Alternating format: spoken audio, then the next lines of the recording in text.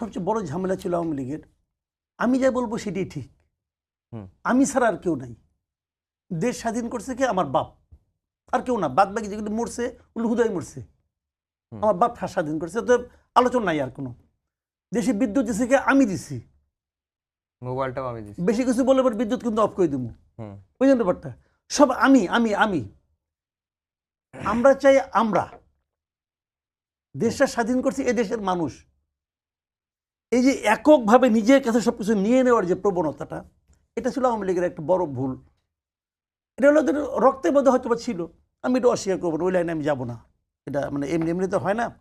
একটা জিনিস, আরেকটা জিনিস কি, দুর্নীতি, ব্যাপক দুর্নীতি। যত দুর্নীতিবাজ লোক সব ওখানে মৌমাছির মতো, ওই যে মৌমাছির মধ্যে এক রানী মৌমাছিকে কেন্দ্র করে সবাই ঘোরাফেরা করে না, ওখানেও একটা দুর্নীতি সবাই ওনাকে কেন্দ্র করে ছিল, এবং যার মতো যা ইচ্ছে দুর্নীতি করছে, দেশটাকে লুটপাট করছে। একটা প্রবাদ আছে গ্রামে, বুঝছেন, যে একটা মানুষকে তুমি চিনবা কিভাবে? চিনার উপায় হলো ও কার সঙ্গে ঘোরাফেরা করে এটা দেখো, ওর বন্ধু বান্ধব করে এটা দেখো, ওকে অর্থ সাহায্য কে করে এটা দেখো। যারা করে তারাই হলো গিয়া, ওইটা দেখে তুমি বুঝতে পারবা ওই লোকটা আসলে কেমন। কথা যখন বলে, ভালো কথা অনেকেই বলে, আওয়ামী লীগ কথাবার্তা খারাপ বলতো নাকি?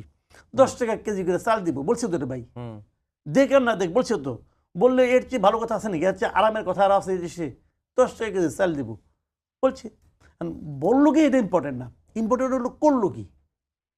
আমার একটা প্রশ্ন, বেসিক প্রশ্ন, এই অনুষ্ঠানটা দেখার পর কত লোক হয়েছে এই অনুষ্ঠানে? 1 লাখ 2 লাখ তারা দাবি করছে, আমার বিবেচনা 1 লাখ, অথবা 1 লাখের একটু কম, 70-80 হাজার এরকম হবে। অনেক লোক, হিউজ লোক। কিন্তু আমার বন্ধু বান্ধব ওখানে, আমি নিজে ওখানে যাইনি, আমার বন্ধু বান্ধব অনেকে গিয়েছে, যে তারা বলছে আমাকে ফিগারটা দিচ্ছে, আমাকে বিভিন্ন জন বিভিন্ন অ্যাঙ্গেল থেকে ছবি টিভি উঠে আমাকে দিচ্ছে। আমি মোটামুটি একটা ধারণা পাইছি 1 লাখ লোক। 1 লাখ লোকের একটা সমাবেশ ঢাকা শহরে করতে কত টাকা লাগে? This is my basic question. টাকাটা আসলো কোত্থেকে? টাকাটা কি আসমানি উপায় আসছে? আসমানি উপায়ে টাকা আসে না, আসমানি উপায়ে ওহি আসতে পারে, টাকা আসে না। তো টাকাটা আসলো কোত্থেকে? টাকাটা কেউ না কেউ তাকে দিয়েছে, এদেরকে দিয়েছে। কারা দিয়েছে? কোনো বিশাল বড় লোক দিয়েছে নাকি সাধারণ মানুষ দিয়েছে? যদি সাধারণ মানুষ দেয়, কে কত দিয়েছে হিসাব দেন। আমি একটা হিসাব চাই। আমি একটা ঘটনা বলি আপনাকে। নতুন যখন একটা পার্টি কেউ করবে, মানুষ তার দিকে সন্দেহের চোখে তাকাবে। দিল্লিতে যখন নাকি কেজরিওয়াল যখন নাকি আম আদমি পার্টি করে, সে কোথা থেকে কত টাকা পাইছে সব হিসাব দিয়েছিল, এবং এটা পাবলিক ডোমেইনে ছিল যে আমাকে কে কত টাকা দিছে। ওখানে 10 রুপির হিসাবও ছিল। ওই হিসাবটা আমি চাই ভাই, আমার কথা পরিষ্কার। হিসাবটা আমি চাই এই কারণে, আমি জানতে চাই আপনার ইয়ার দোস্ত কারা। আমি জানতে চাই কারা কারা আপনাকে ভালোবাসে। আমি যদি দেখি দুষ্ট লোক আপনাকে ভালোবাসে এবং সেই ভালোবাসা আপনি গ্রহণ করেন, তাহলে ওখানে আমি যাব না, তাহলে ওই এলাকায় আমি পা দেবো না, কারণ আপনি দুষ্ট লোক ইয়ার দোস্ত। তাহলে আপনার পক্ষে এর বাইরে যাইতে পারবেন না, কারণ এই দুষ্ট লোক আবার শেখ হাসিনার সঙ্গে কবর পর্যন্ত যাওয়ার প্রতিজ্ঞা করছিল। কাজে এটা তো ভাই আমাকে বুঝতে হবে, আপনার ইয়ার দোস্তটা কে এটা আমাকে বুঝতে হবে। সেই হিসাবটা ওনারা যদি দিতে না পারেন, যেমন নাহিদ ইসলাম একটা হিসাব দিছে, মানে আমি যার পণ্যায় হ্যাপি হয়েছি, যে আমি তো এটাই চাই।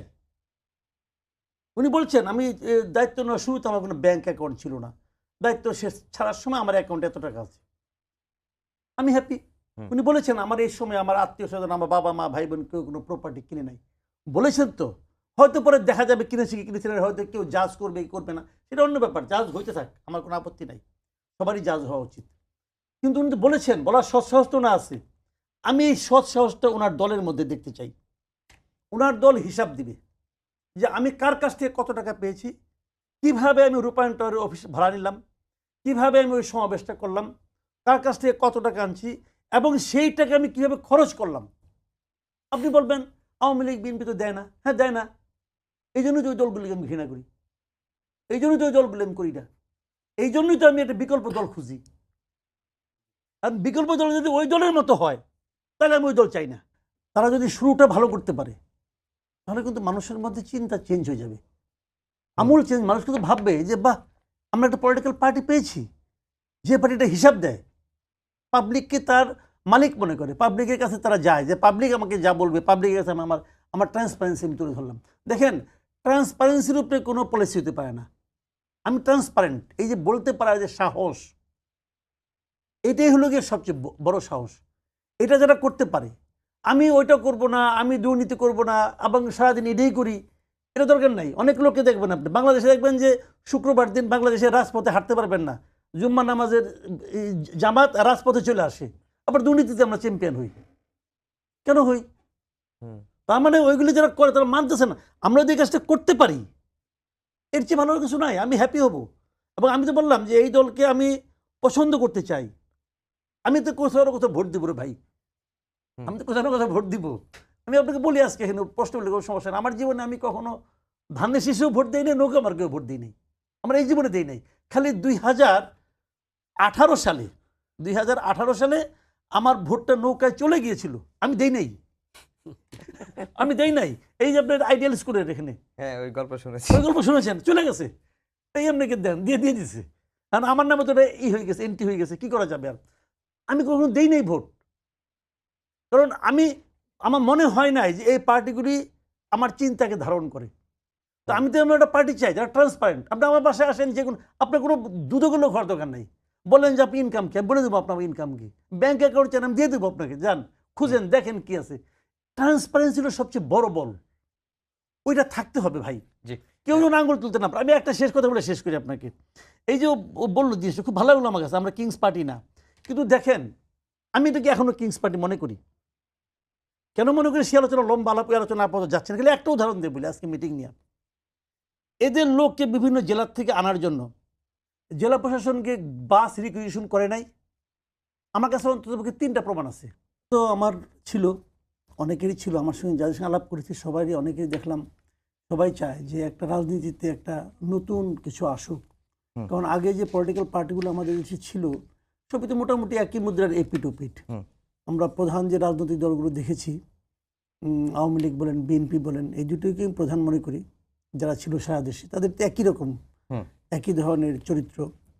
তো তার বাইরে যারা ভোটার, যারা সাধারণ মানুষ, যারা তাদের জন্য বেছে নেওয়ার জন্য পর্যাপ্ত সংখ্যক বিকল্প ছিল বলে আমার কাছে মনে হয় নাই কখনোই। সেক্ষেত্রে আমরা অবশ্যই একটা বিকল্প দল আমরা চেয়েছি, এবং সেটার শক্তিশালী মানুষের মধ্যে এই দলটাকে নিয়ে একটা চিন্তা ভাবনা আছে, এরকম দল তো আমরা চেয়েছি। তো সেরকম দল এটা হতে পারুক, এটা তো এই প্রত্যাশা আমার শুরু থেকে আছে। আমি এই দলটাকে নিয়ে আশাবাদী হতে চাই। সেই সঙ্গে মনে করেন আজকে যেভাবে উদ্বোধন হলো, কিছু কিছু জায়গায় আমার একটু আলাদা একটা দৃষ্টিভঙ্গি আছে, সেগুলো নিয়ে হয়তো আলোচনা তো হবেই, আমি পরে বলবো। তবে যে জিনিসটা হলো যে সবাই কি এই দলটাকে কিভাবে নিচ্ছে, অথবা এই দলটাকে অ্যাকচুয়ালি কিংস পার্টি হতে যাচ্ছে কিনা, সরকারের সঙ্গে এই দলটার সম্পর্ক কতটা দৃঢ় আছে, সরকারকে এই দলটাকে সাহায্য করছে কিনা নানাভাবে, এই বিষয়গুলো কিন্তু আলোচনায় আছে। এই দলটার জন্য সামনের দিনগুলোতে আমি 2-একজনের বক্তব্য শুনলাম, আমার কাছে ভালো লাগছে, আমি অস্বীকার করব না। যেমন হাসনাত আবদুল্লাহ একটা বক্তব্য দিয়েছেন যে কৃষকের ছেলে, শ্রমিকের ছেলে, তারা কেন স্বপ্ন দেখতে পারবে না যে সে দেশের একদিন প্রধানমন্ত্রী হবে। আমাদের প্রচলিত রাজনীতিটা নাই, একদমই নাই। আমাকে ওই বংশে জন্মগ্রহণ করতে হবে, ওই পরিবারে জন্মগ্রহণ করতে হবে, না হলে আমার কোনো চান্স নাই।